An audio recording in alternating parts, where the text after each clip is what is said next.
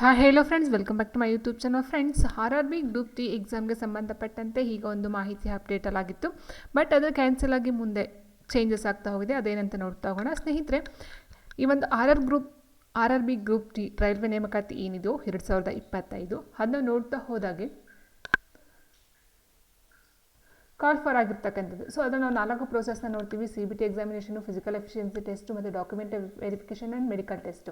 So ಇದು first ಬರ್ತಕ್ಕಂಥ ಯಾವುದು ಅಂತ ಹೇಳಿದ್ರೆ CBT ಎಕ್ಸಾಮಿನೇಷನ್, ಹೌದಲ್ವಾ? ಸೊ ಈ ಒಂದು CBT ಎಕ್ಸಾಮಿನೇಷನ್ಗೆ ನಾವು ಸಂಬಂಧಪಟ್ಟಂತೆ ನೋಡ್ತಾ ಹೋದರೆ ಒಟ್ಟು ಖಾಲಿ ಹುದ್ದೆಗಳ ಸಂಖ್ಯೆ 32,438 ಪೋಸ್ಟನ್ನು ಕಾಲ್ ಮಾಡ್ತಕ್ಕಂಥದ್ದಾಗಿತ್ತು.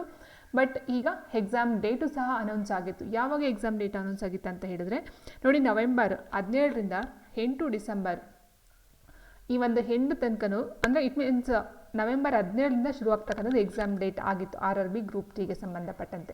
ಬಟ್ ಇವಾಗ ಏನಾಗಿದೆ ಅಂತ ಹೇಳಿದ್ರೆ, ಈ 17 ನವೆಂಬರ್ ಏನಿದೋ ಇದನ್ನ ಸ್ಟೇ ಮಾಡಿ ಇನ್ನು ಎಕ್ಸಾಮ್ ಡೇಟನ್ನು ಫಿಕ್ಸ್ ಮಾಡಿಲ್ಲ.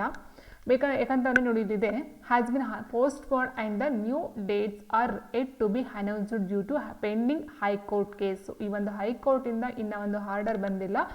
17 ನವೆಂಬರ್ ಅಂತ ಹೇಳಿದರು, ಬಟ್ ಇದೊಂದು ಕೇಸ್ ಆಗಿರೋದ್ರಿಂದ ಸೊ ಇಲ್ಲಿ ಏನಾಗಿದೆ, ಮತ್ತೆ ಪೋಸ್ಟ್ಪೋನ್ ಆಗ್ತಕ್ಕಂಥ ಒಂದು ಸಾಧ್ಯತೆ ಇದೆ. ಇದು ಹೈಕೋರ್ಟು ಇದಕ್ಕೆ ಒಂದು ಡೇಟನ್ನು ಅನೌನ್ಸ್ ಮಾಡ್ತಕ್ಕಂಥದ್ದಾಗಿತ್ತು. ಆ್ಯಂಡ್ ಇದು ಎಕ್ಸಾಮ್ ಡೇಟನ್ನು ಅನೌನ್ಸ್ ಮಾಡ್ತಕ್ಕಂಥದ್ದು ಈ ಒಂದು CAT means central administrative tribunal ಅಂತ ಹೇಳ್ತೀವಿ. ಇಟ್ ಮೀನ್ಸ್ ಈ ಒಂದು ನೇಮಕಾತಿಗೆ ಸಂಬಂಧಪಟ್ಟಂಥ ಕುಂದುಕೊರತೆ ದೋಷಗಳು ಏನಾದರೂ ಇದ್ದರೆ ಅದು ಸರಿಪಡಿಸಿ ತೀರ್ಮಾನವನ್ನು ಕೊಡ್ತಕ್ಕಂಥದ್ದು ಆಗಿರುತ್ತೆ.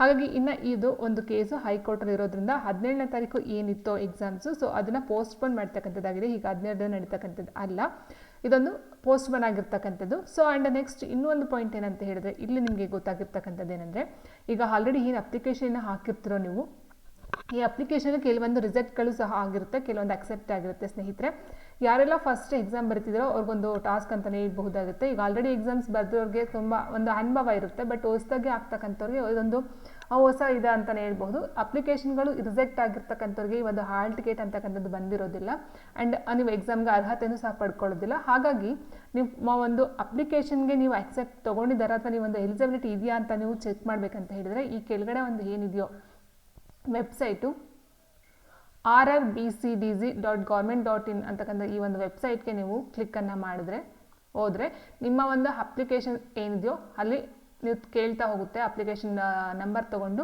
ಸೊ ನಿಮ್ಮ ಒಂದು ಅಪ್ಲಿಕೇಶನ್ ಅಥವಾ ನೀವು ಈ ಒಂದು ಎಕ್ಸಾಮ್ಗೆ ಎಲಿಜಿಬಲ್ ಇದ್ದೀರಾ ಇಲ್ವಾ ಅಂತಕ್ಕಂಥದ್ದನ್ನ ಅದು ತಿಳಿಸ್ಕೊಡ್ತಾ ಹೋಗುತ್ತೆ. ಸೊ ಸ್ನೇಹಿತರೆ, ಮಸ್ಟ್ ಆ್ಯಂಡ್ ಶುಡ್ ಕಂಪಲ್ಸರಿ ಇದನ್ನು ನೀವು ಚೆಕ್ ಮಾಡ್ಕೊಳ್ತಾ ಹೋಗಿ.